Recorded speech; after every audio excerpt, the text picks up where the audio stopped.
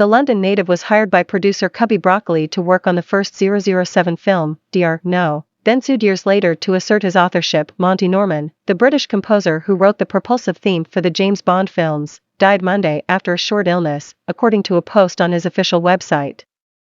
He was 94. Producer Cubby Broccoli, who had worked with Norman by backing the stage musical Belle, About Murder Holly Crippen, asked the composer to come up with the score for the first Bond film.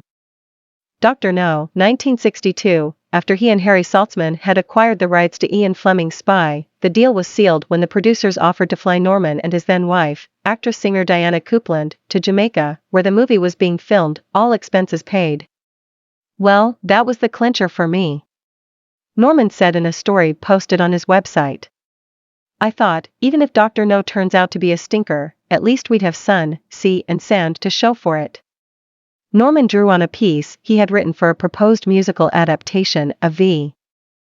S. Naipaul's A House for Mr. Biswas, shifting the key riff from sitar to electric guitar.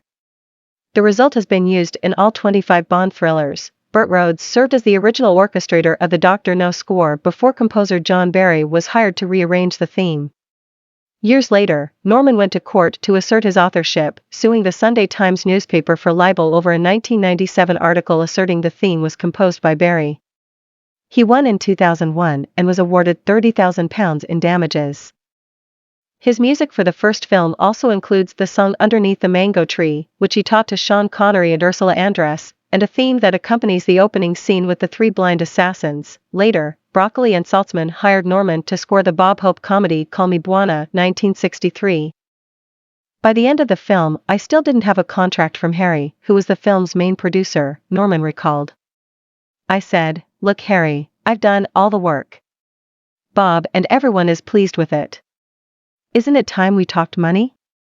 And in a line as good as any Sam Goldwyn ever uttered, he said, 'Monty, if you want to talk money, we can't do business.' In the end I got my Bob Hope contract, but I didn't get any Bond films after that." Born Monty Nosrovich on April 4, 1928, in the East End of London. Norman got his first guitar, a 1930s Gibson, when he was 16.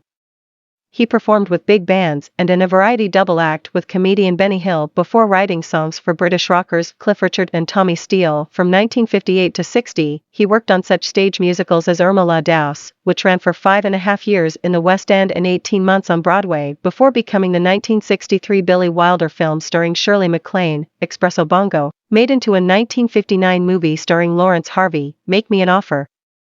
And The Art of Living. Norman later was honored at the 1979 Olivier Awards for his work on Songbook.